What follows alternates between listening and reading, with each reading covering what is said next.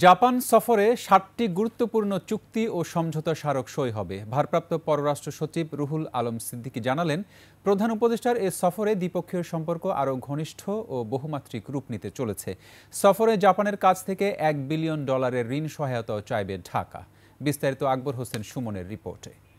কেসারেন শেকড় থেকে শিখরে।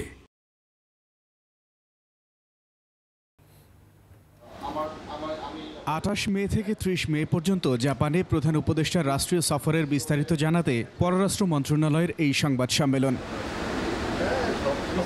নিক্কেই ফোরামের ফিউচার এশিয়া সম্মেলনে বিশ্বের বিভিন্ন দেশের সরকার প্রধান, অর্থনীতিবিদ, উদ্যোক্তা এবং উন্নয়ন অংশীদারদের সঙ্গে প্রধান উপদেষ্টার মত বিনিময়ের সুযোগ তৈরি হবে।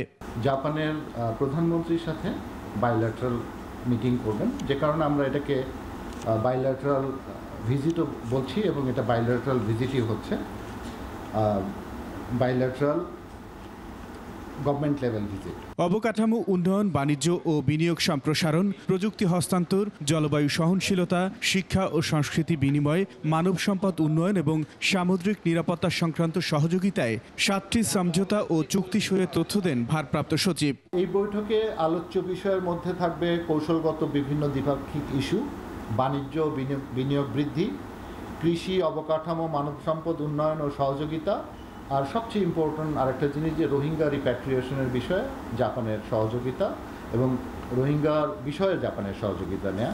জাপানের কাছে $1 বিলিয়ন একটি স্বল্প সুদের ঋণ সহায়তার প্রস্তাবও উপস্থাপন করা হবে প্রধান উপদেষ্টার এই সফরে। আমরা বাজেটারি সাপোর্ট হিসেবে জাপানের কাছ থেকে $1 বিলিয়ন চাচ্ছি। আকবর হোসেন সুমন, 21 টেলিভিশন, ঢাকা।